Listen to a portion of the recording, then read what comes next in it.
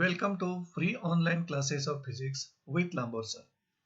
So in the first lecture of this chapter, oscillations, we explained the concept of periodic motion. So any motion which repeats at itself after equal interval of time, that is your periodic motion, also called as a harmonic motion. And we also learn about the three types of periodic motion. All UCMs are periodic motions. म्हणजे periodic motion ही circular motion असणार. त्यानंतर rotational motion with constant angular velocity is also periodic. म्हणजे periodic motions ह्या rotational motion देखील असतात. आणि तिसरा जो क्लास होता ऑसिलेटरी किंवा vibratory periodic motions. So each periodic motion and their examples were explained in the previous lecture. And finally, we come to know that the simplest type of oscillatory periodic motion is called as a simple harmonic motion. Harmonic motion म्हणजे periodic motion which repeats itself after equal interval of time. म्हणजे periodic ह्या word ऐवजी harmonic word आपण use करू शकतो. आणि harmonic याचा अर्थ इच सायकल नंतर, एक सायकल कंप्लीट झाल्यानंतर द मोशन रिपीट्स किंवा त्या मोशन मध्ये इन्व्हॉल्व झालेल्या physical quantities takes the same values after completing each cycle. So the third type of periodic motion which was oscillatory periodic motion. आणि आपण असं पण कन्क्लूड केलं की all oscillatory motions are periodic motions. But all periodic motions are not oscillatory motion. आपण example मधून हे देखील समजावून घेतलं. आणि finally the simplest type of oscillatory motion ला आपण म्हटलं सिंपल हार्मोनिक मोशन.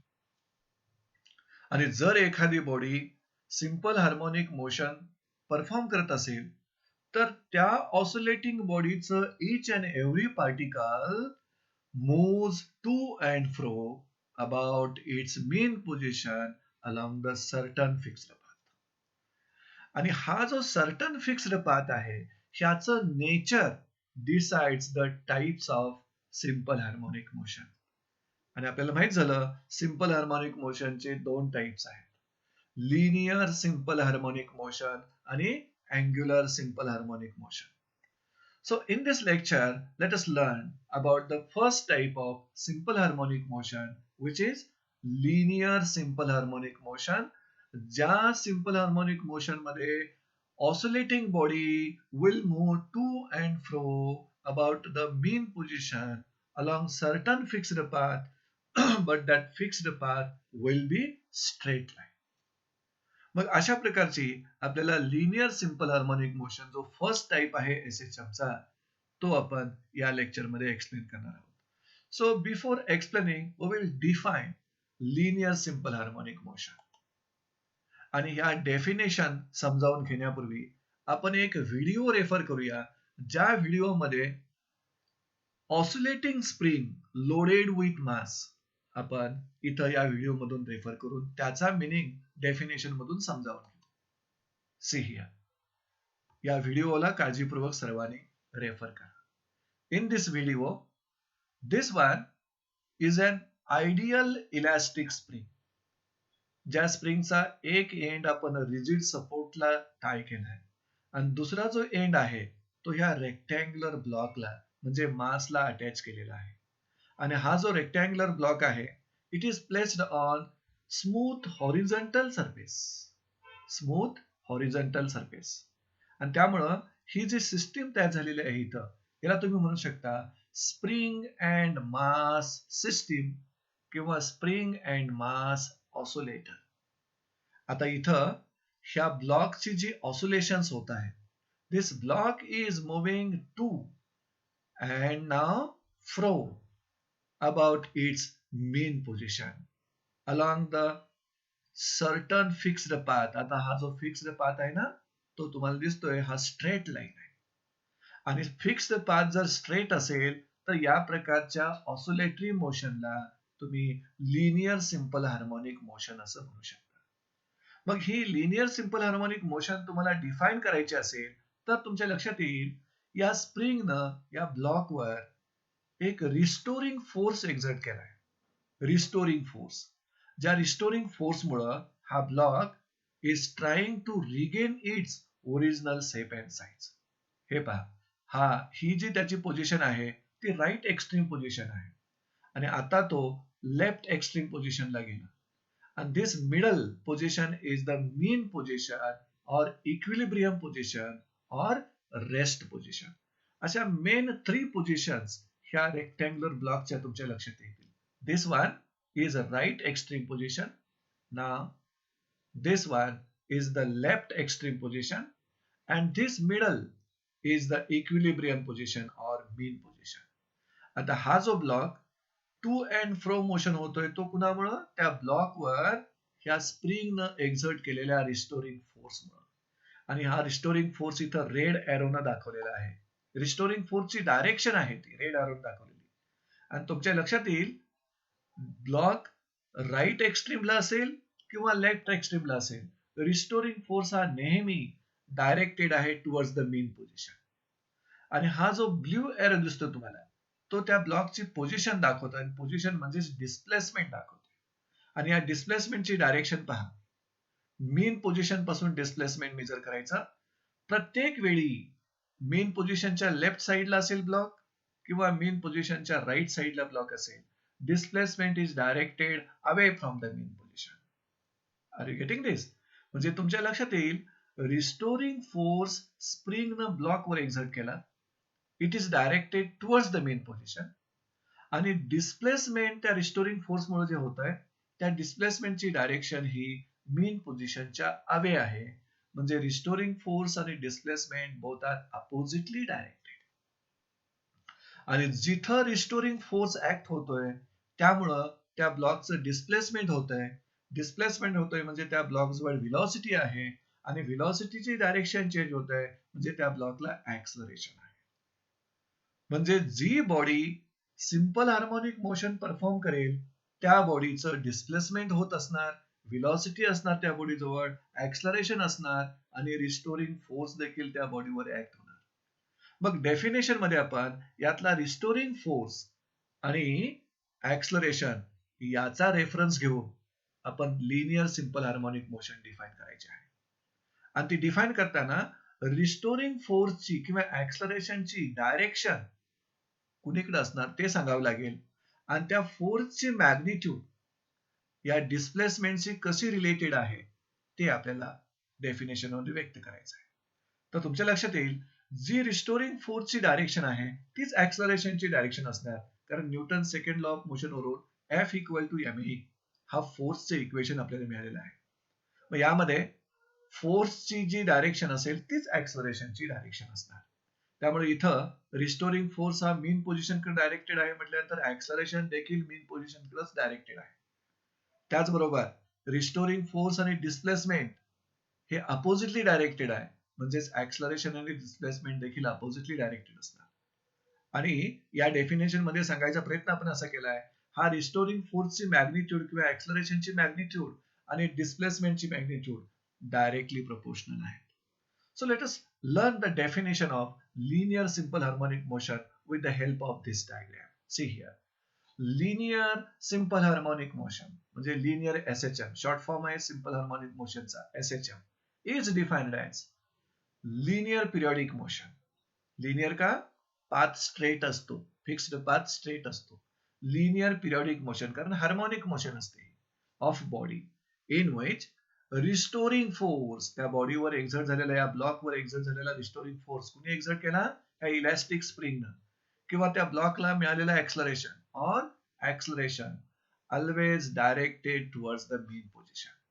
म्हणजे या ब्लॉकवर ऍक्ट होणारा रिस्टोरिंग फोर्स किंवा ह्या ब्लॉकचा ऍक्सलरेशन नेहमी directed towards the mean position. म्हणजे तो ब्लॉक मेन पोझिशनच्या राईट साइडला असू द्या किंवा लेफ्ट साइडला असू द्या, त्याच्यावर ऍक्ट होणारा रिस्टोरिंग फोर्स किंवा त्याचं ऍक्सलरेशन हे नेहमी मीन पोझिशन कडे डायरेक्टेड असणार. अँड इट्स मॅग्निट्यूड म्हणजे रिस्टोरिंग फोर्सची किंवा ऍक्सलरेशनची magnitude is directly proportional to displacement of that block from mean position. तर या पद्धतीनं लिनियर एसएचएम ची डेफिनेशन तुम्ही समजावून घेऊ शकता या व्हिडिओच्या मदतीने. मी पुन्हा एकदा सांगेन, linear SHM is a linear periodic motion, की ज्या मोशन मध्ये त्या ब्लॉकवर ऍक्ट होणारा किंवा बॉडीवर ऍक्ट होणारा रिस्टोरिंग फोर्स किंवा त्या बॉडीचं acceleration always directed towards the mean position. ह्या रेड एरोनं दाखवलेली डायरेक्शन ही रिस्टोरिंग फोर्सची किंवा एक्सलरेशनची असणार आहे. आणि त्याचबरोबर ह्या रिस्टोरिंग फोर्सची आणि त्याच्या डिस्प्लेसमेंटचं जे रिलेशन आहे ते डायरेक्टली प्रोपोर्शनल आहे. So once again, you can read the definition and understand this. Linear SHM is defined as linear periodic motion of body, in which the restoring force or acceleration always directed towards the mean position and its magnitude, restoring force or acceleration magnitude is directly proportional to the displacement from mean position. म्हणजे ह्या ब्लॉकचं जे displacement घ्यायचं आहे ते displacement आपण नेहमी main position पासूनच major करणार आहे. आणि त्या डिस्प्लेसमेंटची डायरेक्शन पण तुम्हाला दिसते, always directed away from mean position. Displacement is directed away from mean position आणि रिस्टोरिंग फोर्स आणि acceleration are directed towards the mean position. तर ह्या रिस्टोरिंग फोर्स और ऍक्सलरेशन आणि डिस्प्लेसमेंट ह्या दोघांच्या मधलं रिलेशन सांगणारी ही डेफिनेशन आहे. मग लिनियर एसएचएम परफॉर्म करणारी काही एक्झाम्पल्स आपण समजावून घेऊया. फर्स्ट एक्झाम्पल मध्ये आपल्याला सर्वांना स्विंग मशीन माहिती आहे, सर्वांना सिलाई मशीन. या स्विंग मशीन मध्ये जी निडल असते, that needle is moving up and down but path is straight. That's why motion of needle in swing machine is the example of linear simple harmonic motion. First example, motion of the needle of swing machine. सिलाई machine मध्ये जी needle असते, सुई असते, त्याची जी motion आहे त्याचा path straight असतो आणि it is moving up and down to and fro about the mean position. Second example जे आपण काल फर्स्ट लेक्चर मध्ये समजावून घेतलं, ट्युनिंग फॉर्कचे जे प्रॉंग्स आहेत त्या प्रॉंगची मोशन इनवर्ड आउटवर्डला बेंड होत असताना ते प्रॉंग्स व्हायब्रेट होत आहेत. ती प्रॉंगची motion is linear simple harmonic motion. See here, vibrations of prongs of tuning fork, they are performing linear simple harmonic motion. आणि थर्ड एक्झाम्पल आपण इथलंच घेऊया, या व्हिडिओ मधलंच घेऊया. या व्हिडिओ मध्ये काय केलंय, या स्प्रिंगची ऑसिलेशन्स होत आहेत and that spring is loaded with mass. So third example is oscillations of spring which is loaded with mass. तर या पद्धतीनं लिनियर सिंपल हार्मोनिक मोशन तुम्ही या व्हिडिओच्या मदतीनं समजावून पण घेऊ शकता आणि डिफाईन पण करू शकता. आणि ही थ्री त्याची एक्झाम्पल्स आहेत. आता ही जी स्प्रिंग मास ऑसिलेटर सिस्टीम आहे which is performing linear simple harmonic motion, या स्प्रिंग मास ऑसिलेटर सिस्टीम मध्ये ज्या डिफरंट फिजिकल क्वांटिटीज इन्व्हॉल्व झालेल्या आहेत, कोणत्या कोणत्या, डिस्प्लेसमेंट आहे ब्लॉक जवळ, ब्लॉकची व्हेलॉसिटी आहे, ब्लॉकचं ऍक्सलरेशन आहे, त्यानंतर ब्लॉकवर रिस्टोरिंग फोर्स ऍक्ट होतोय, या सगळ्यांच्या व्हॅल्यूज मीन पोझिशनला किती आहेत, एक्स्ट्रीम पोझिशनला किती आहेत, त्यांच्या डायरेक्शन कशा आहेत, या सगळ्याची माहिती आपण एक्सप्लेन करणार आहे spring mass oscillator. See here, we want to explain spring mass oscillator.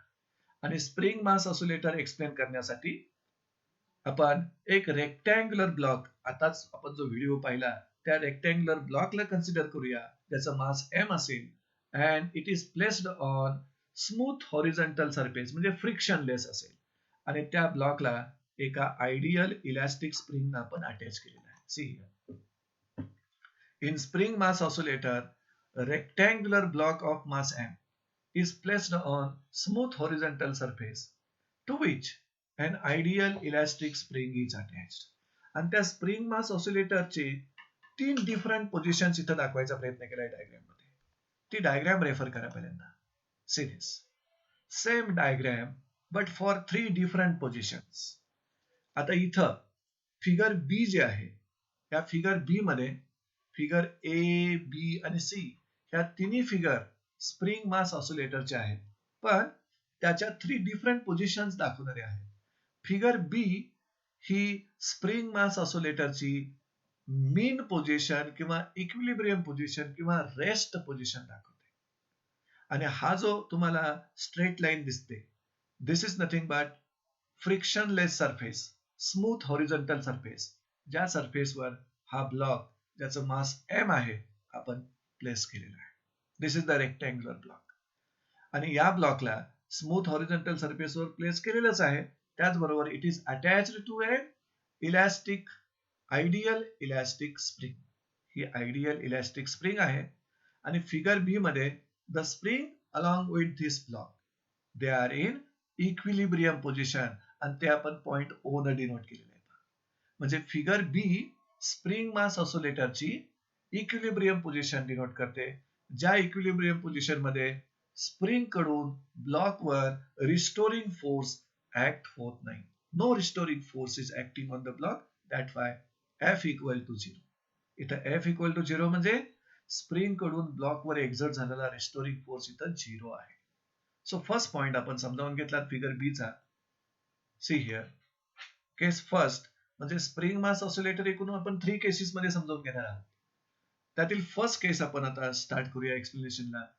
In figure B, see here, figure B shows equilibrium position. O या लेटरनं दाखवलेले आहे. O is the equilibrium position. इथं पण तुम्ही बघू शकता सेम पोझिशन, की ज्या पोझिशन मध्ये spring exert no force on the block. ज्या इक्विलिब्रियम पोझिशन मध्ये किंवा मीन पोझिशन मध्ये स्प्रिंग कडून ब्लॉकवर कुठलाही फोर्स एक्झर्ट झालेला नाही, रिस्टोरिंग फोर्स ऍक्ट होत नाही ब्लॉकवर, त्यामुळे त्याला रिलॅक्स्ड पोझिशन म्हटलेलं आहे. त्यानंतर फिगर ए मध्ये तुम्ही त्या स्प्रिंगची स्ट्रेच्ड पोझिशन दाखवलाय, आणि तो ब्लॉक आता मीन पोझिशनच्या राईटला डिस्प्ले झालेला दिसतोय. त्यामुळे आपण बी ही पोझिशन जी आहे ती राईट एक्स्ट्रीम पोझिशन म्हणूया आपण त्या ब्लॉकची. आणि फिगर सी मध्ये तो block displaced towards the left of mean position. त्यामुळं A, point A is the left extreme position of that block किंवा स्प्रिंग मास ऑसिलेटर. म्हणजे figure A B C spring mass ऑसिलेटरच्या 3 डिफरंट पोझिशन्स दाखवतात. त्यातील figure B mean position किंवा equilibrium position दाखवते, जिथं spring कडून ब्लॉकवर फोर्स ऍक्ट होत नाही, 0 फोर्स ऍक्ट होतोय. त्यानंतर figure A right extreme position दाखवते, जिथं स्प्रिंग स्ट्रेच झाले. आणि figure C left extreme position दाखवते स्प्रिंग मास ऑसिलेटरची, जिथं स्प्रिंग कॉम्प्रेस झाली. आता या 3 डायग्रामच्या मदतीनं आपण स्प्रिंग मास ऑसिलेटर मध्ये होणारे जे ऑसिलेशन्स आहेत आणि तिथं different quantities, displacement, velocity, acceleration, restoring force जे इन्व्हॉल्व झालेले आहेत, त्यांच्या व्हॅल्यूज ह्या 3 डिफरंट पोझिशन्सला आपण फाइंड आउट करणार आहोत. त्यातील आपण आता या फर्स्ट फिगर साठी रेफर करूया. See here second case first मधलं सेकंड स्टेटमेंट आपण असं म्हणतोय, if the block is pulled towards the right through a small distance X. पहा तुम्ही बघू शकता डायग्राम मध्ये हा जो ब्लॉक आहे जो मेन पोझिशनला होता O, it is pulled towards right through a small distance x. What happens then the spring is stretched. स्प्रिंगच्या कॉइल्स आहेत ना, त्या कॉइल स्ट्रेच होतात. पण स्प्रिंग इलास्टिक आहे. See here, due to elasticity spring tends to regain its original shape and size.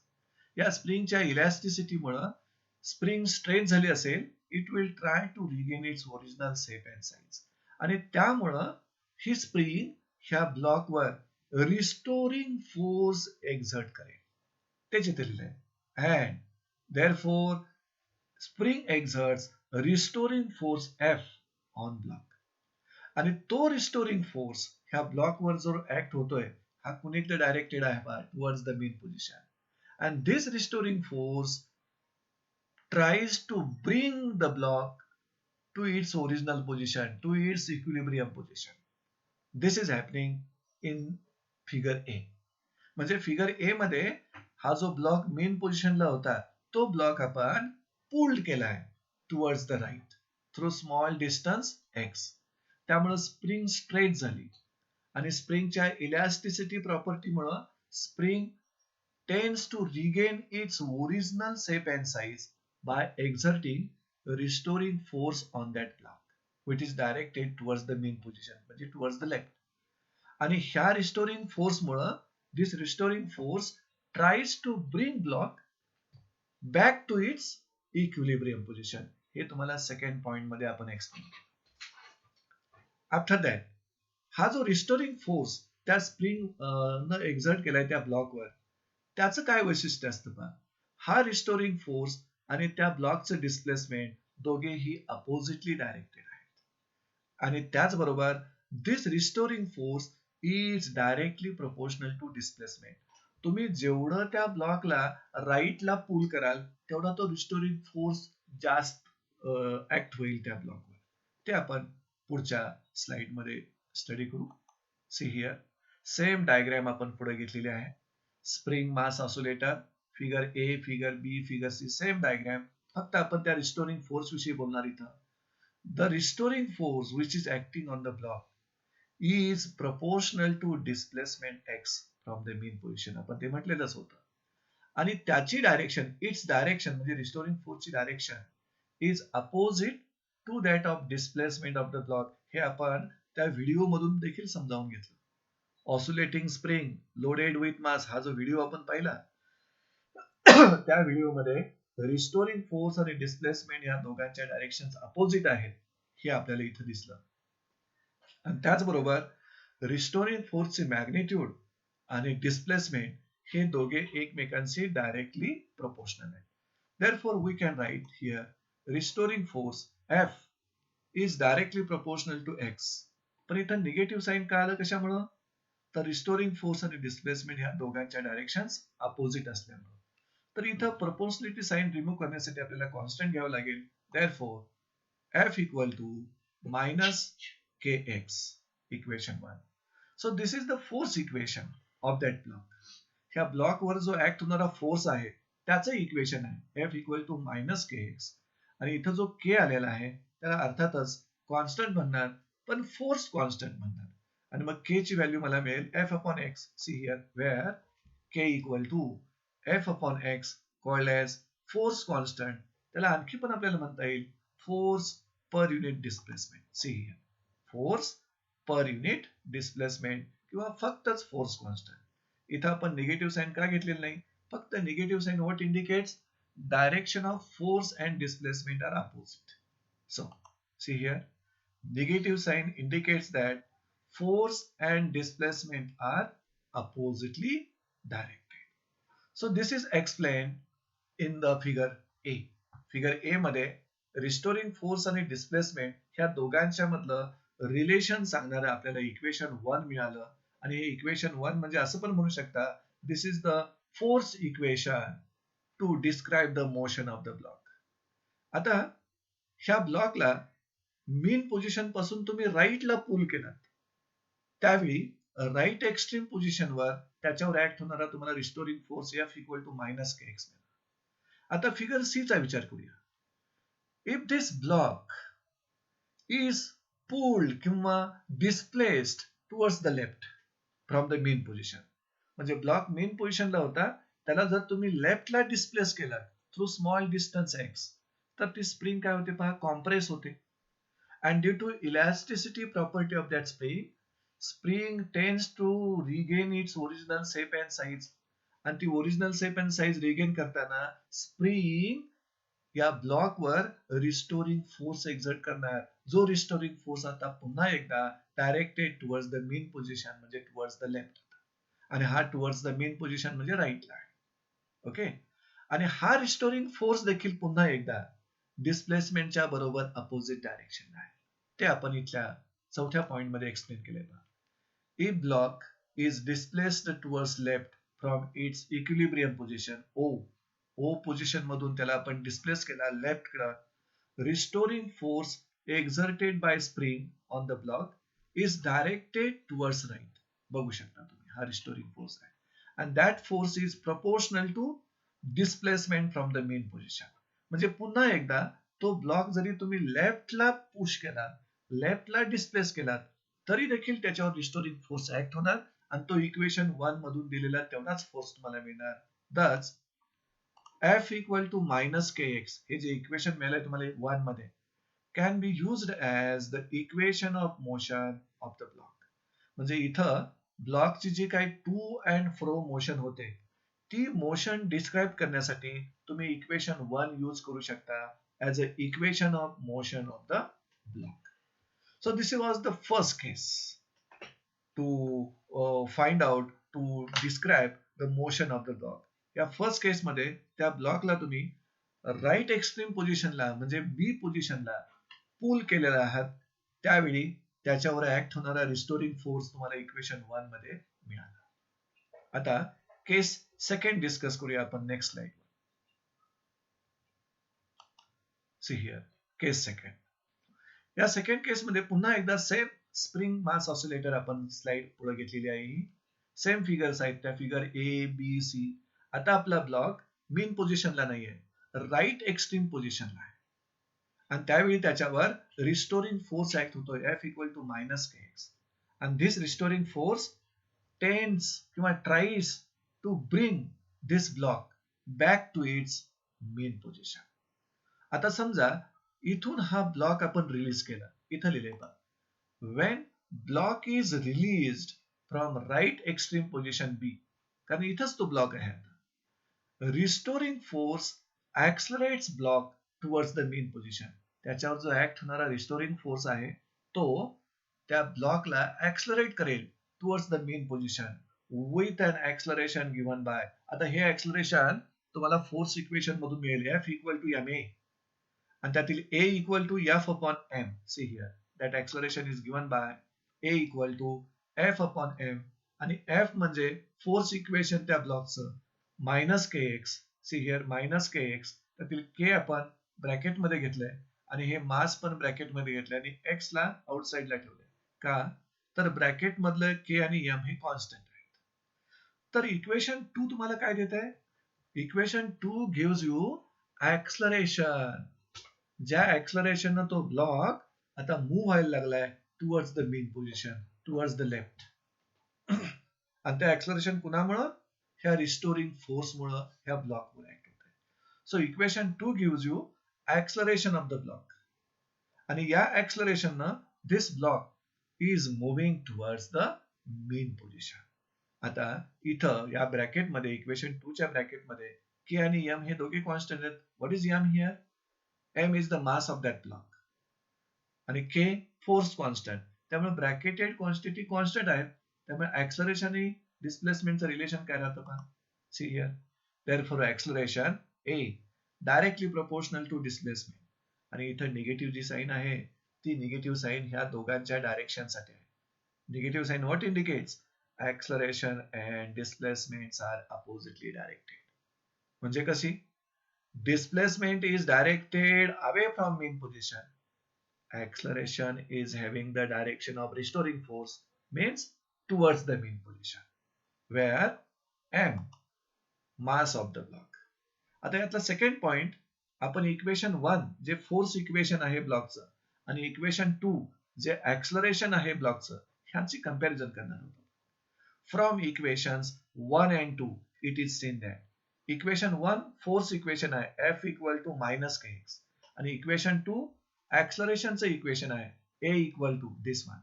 ह्या दोन्ही equation वरून आपल्याला असं लक्षात येतं both restoring force acting on the block and acceleration of the block दोघेही डिस्प्लेसमेंटशी डायरेक्टली प्रोपोर्शनल आहेत.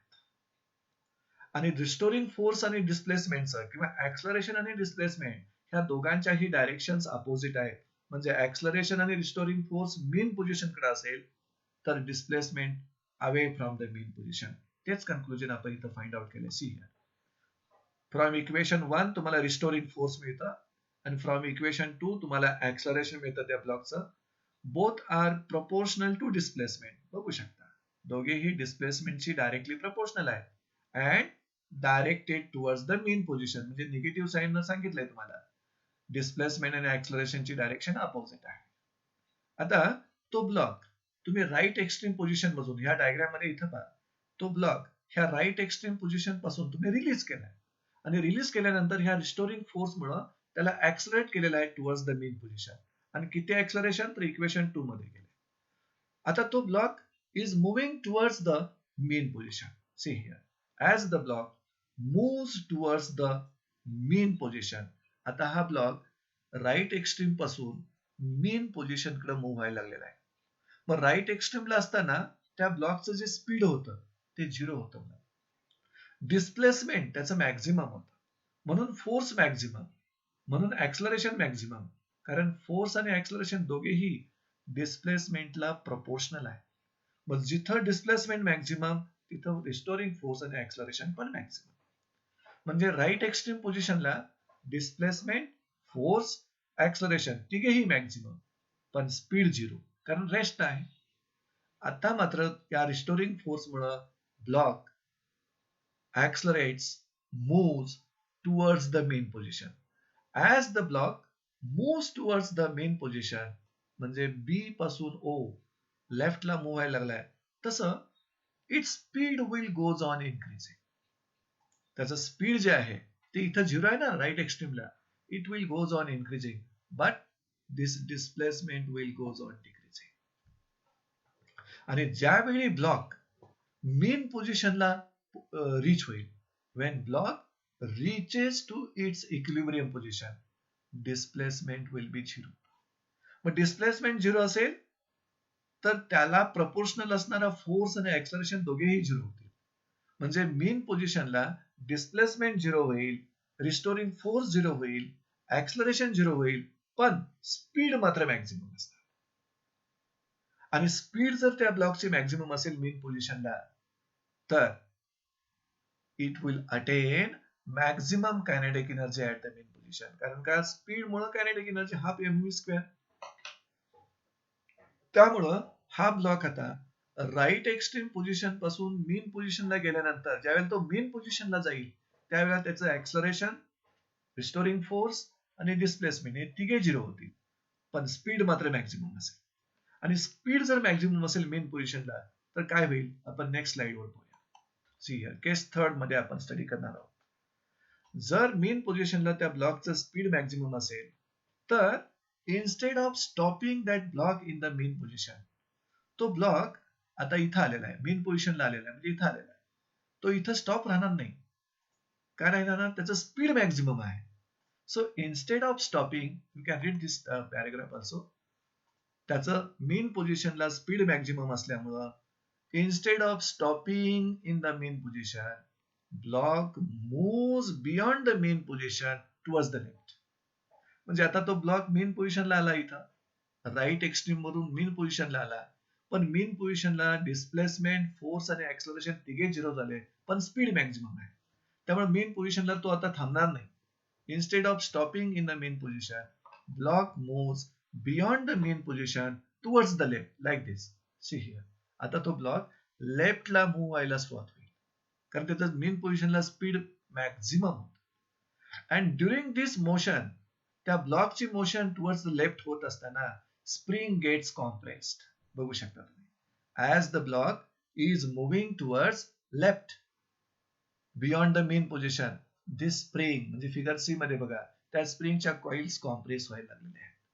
आणि त्या कॉम्प्रेस होत असताना इलॅस्टिसिटी प्रॉपर्टीमुळे ही स्प्रिंग या ब्लॉकवर रिस्टोरिंग फोर्स एक्झर्ट करेल. ते इथे लिहिले पहा, spring gets compressed and exerts restoring force on the block, जो फोर्स डायरेक्टेड टुवर्ड्स राईट म्हणजेच मेन पोझिशन कडे. बघा इथं डायग्राम मध्ये हा रिस्टोरिंग फोर्स आहे, डायरेक्टेड टुवर्ड्स राईट म्हणजेच मेन पोझिशन कडे. पुन्हा एकदा displacement away from mean position, restoring force towards mean position, दोघेही अपोजिटली डायरेक्टेड आहेत. See here once again, force and displacements are oppositely directed.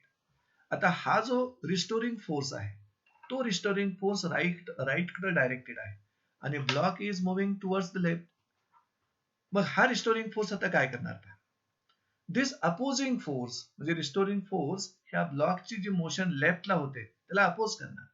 This opposing force retards म्हणजे opposes motion of the block towards the left.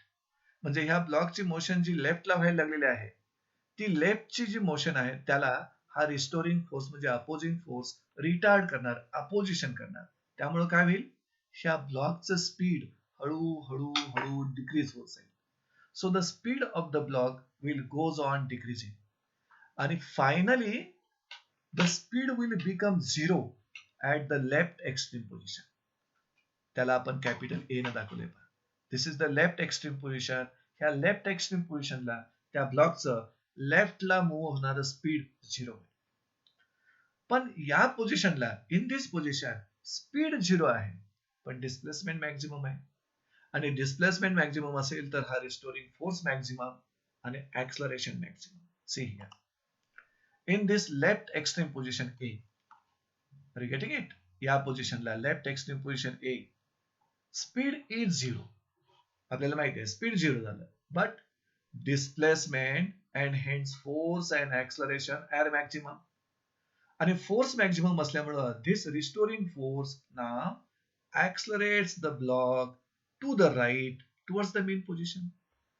म्हणजे आता left extreme पोझिशनला तो block तिथे गेल्यानंतर त्याचं स्पीड झिरो झालं पण त्याच्यावरचा फोर्स आणि ऍक्सलरेशन आणि डिस्प्लेसमेंट मॅक्झिमम आहे आणि फोर्स कुणीकडे डायरेक्टेड आहे टुवर्ड्स द राईट. त्यामुळं तो force accelerate this block to the right towards the mean position. म्हणजे पुन्हा एकदा हा जो ब्लॉक आहे तो आता लेफ्ट एक्स्ट्रीम पोझिशन पासून मेन पोझिशन कडे यायला लागलेला आहे.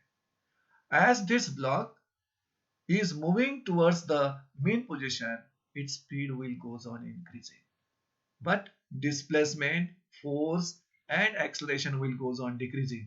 आणि ज्यावेळेला मेन पोझिशनला तो ब्लॉक येईल त्यावेळी डिस्प्लेसमेंट झिरो असेल म्हणजे फोर्स आणि ऍक्सलरेशन झिरो असेल पण स्पीड मॅक्झिमम असेल.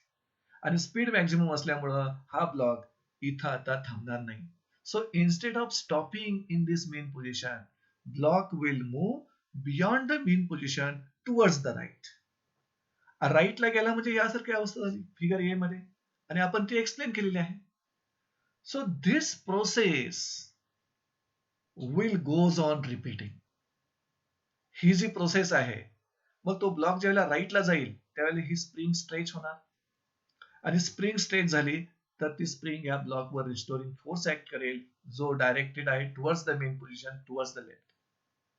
पुन्हा तो अपोजिंग फोर्स ह्याची राईटला जी मोशन होणार आहे त्याला अपोज करत राहील, रिटार्ड करत राहील. त्यामुळे त्याचं स्पीड हळूहळू डिक्रीज होईल आणि राईट एक्स्ट्रीम पोझिशनला म्हणजे बी पोझिशनला, ही पोझिशन आहे पहा, ह्या पोझिशनला त्याचं स्पीड झिरो होईल. पण स्पीड झिरो आहे मात्र displacement maximum, force maximum, acceleration maximum. त्यामुळे हा फोर्स आता accelerates this block to the left towards the mean position. आणि हा ब्लॉक आता पुन्हा एकदा मेन पोझिशन कडे ऍक्सलेट व्हायला लागणार टुवर्ड्स द लेफ्ट. आणि लेफ्टला ऍक्सलेट होत असताना त्याचं स्पीड इन्क्रीज होईल पण डिस्प्लेसमेंट, फोर्स, ऍक्सलरेशन डिक्रीज होईल. And this process will goes on repeating. See here this process goes on repeating. कोणती प्रोसेस? त्या ब्लॉकची मेन पोझिशनच्या राईटला मूव्ह होणं किंवा मेन पोझिशनच्या लेफ्टला मूव्ह होणं, ही प्रोसेस जी आहे this process goes on repeating and that causes the block to oscillate on either side of its mean position O along the path A B. Either side म्हणजे mean पोझिशनच्या right साइडला move होईल block, oscillate होईल किंवा mean पोझिशनच्या left साइडला oscillate होईल. ही process will goes on repeating and such oscillatory motion is taking place along the straight path AB. ती जी oscillatory motion आहे that oscillatory motion is taking place on the straight path AB and that oscillatory motion is called as linear simple harmonic motion. आणि ती oscillatory motion पुन्हा एकदा तुम्ही एका video मधून समजावून घेऊ शकता की जो व्हिडिओ आपण लिनियर सिंपल हार्मोनिक मोशनची डेफिनेशन समजावून घेण्यासाठी रेफर केला होता. See this is linear simple harmonic motion of this block. आणि या ठिकाणी स्प्रिंग मास ऑसिलेटर आहे आणि इथं तुम्हाला आपण ज्या 3 डिफरंट फिगर्स रेफर केलेल्या, फिगर ए मध्ये राईट एक्स्ट्रीम पोझिशन घेतली होती फिगर बी मध्ये इक्विलिब्रियम पोझिशन घेतली होती आणि फिगर सी मध्ये लेफ्ट एक्स्ट्रीम पोझिशन घेतली होती. तिन्ही पोझिशन्स तुम्हाला इथं दिसतात. आता तो लेफ्ट एक्स्ट्रीम मध्ये आहे. Now it is right extreme position and now it is equilibrium position. आता तो इक्विलिब्रियम पोझिशनला असताना आपल्याला माहिती आहे इथं इक्विलिब्रियम पोझिशनला ब्लॉक असताना डिस्प्लेसमेंट 0 म्हटल्यानंतर रिस्टोरिंग फोर्स 0, ऍक्सलरेशन 0, पण स्पीड मॅक्झिमम. त्यामुळे तो इक्विलिब्रियम पोझिशनला थांबत नाही. एक तर तो लेफ्टला जातो किंवा राईटला जातो. So in this way this video अगदी चांगल्या पद्धतीने आपल्याला एक्सप्लेन करणार आहे linear simple harmonic motion.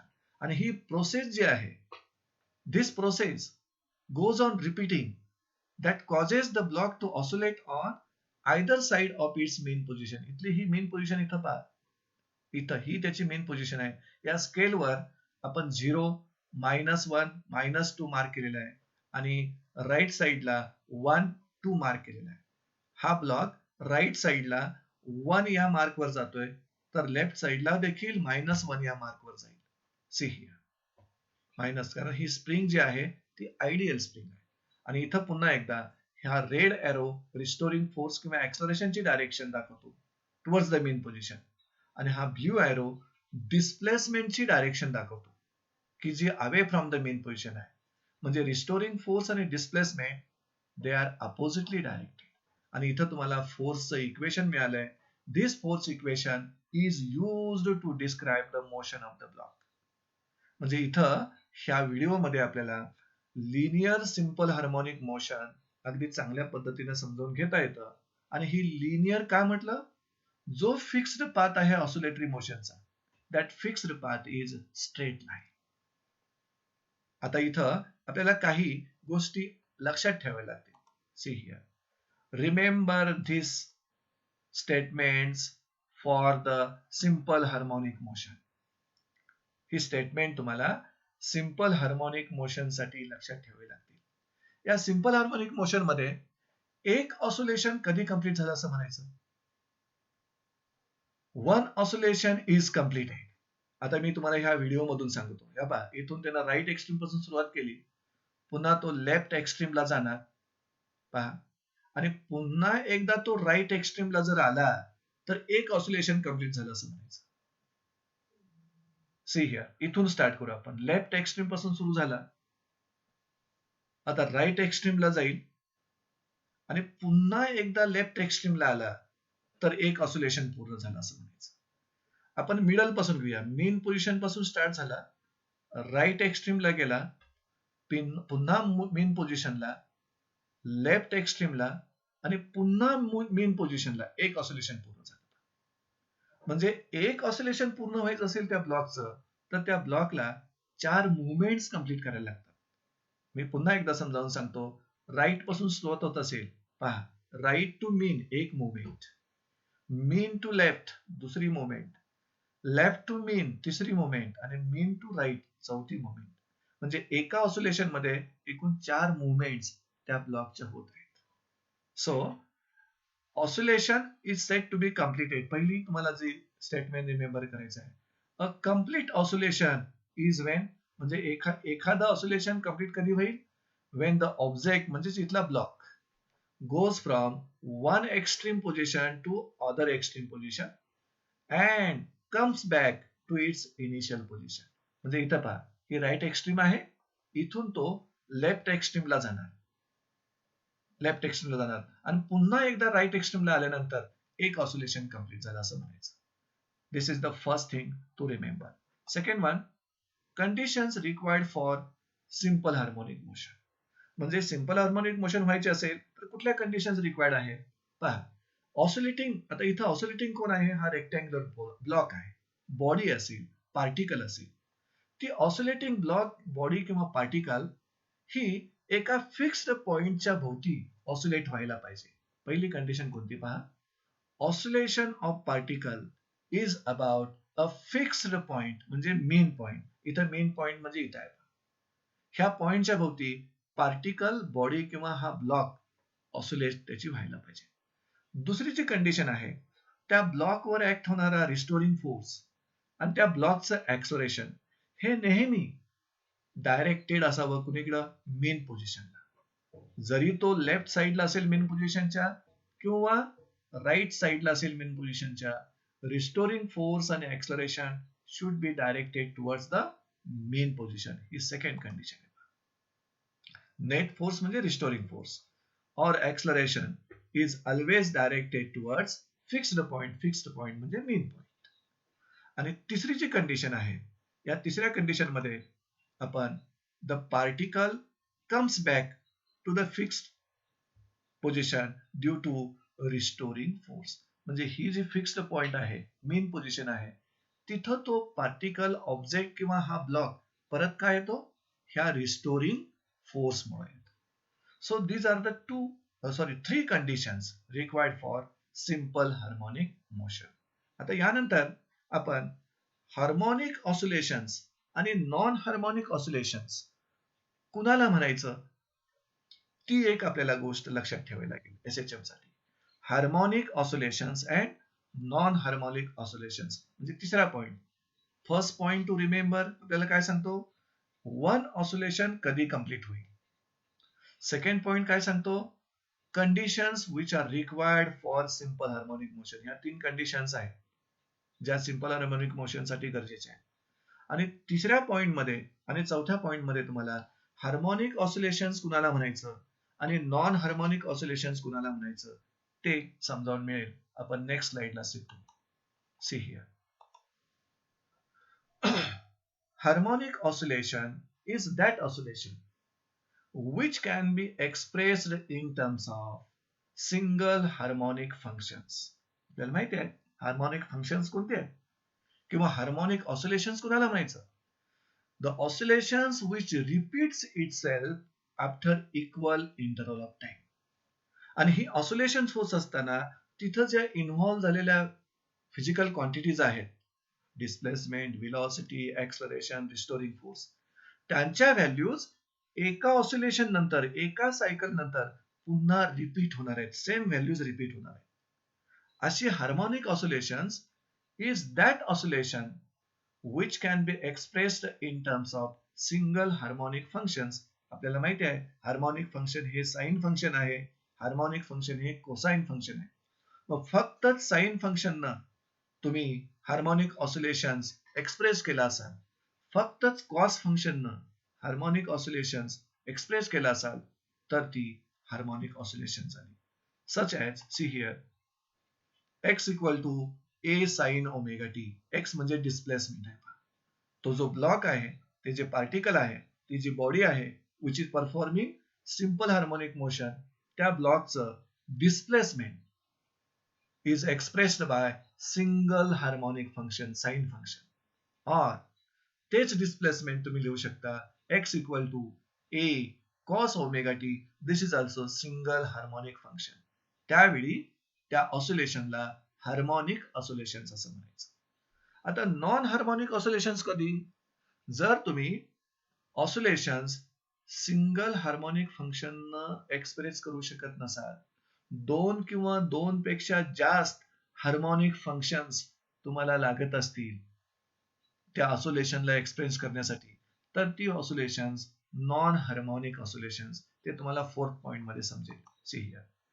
Non harmonic oscillation is that oscillation which cannot be expressed in terms of single harmonic function. म्हणजे फक्तच साइन फंक्शन न किंवा फक्तच कॉस फंक्शन न ऑसिलेशन्स तुम्हाला एक्सप्रेस करता येत नसतील तर ती non harmonic oscillations. So non harmonic oscillations may be combination of two or more harmonic oscillations such as, see here, this is the non-harmonic oscillation. म्हणजे जिथं नॉन हार्मोनिक मोशन होते, ऑसिलेटरी मोशन होते, त्याचं डिस्प्लेसमेंट इथं तुम्हाला दोन harmonic function लागले पहा, ए साइन ओमेगा टी आणि दुसरं plus B sign 2 omega T.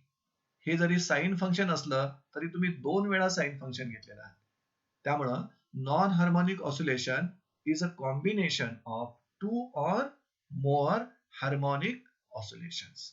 So in this way, in this lecture, we studied the first type of simple harmonic motion, which is linear simple harmonic motion. त्याची definition समजावून घेतली, त्याची examples पाहिली आणि नंतर spring mass ऑसिलेटरच्या मदतीनं linear simple harmonic motion आपण explain केली.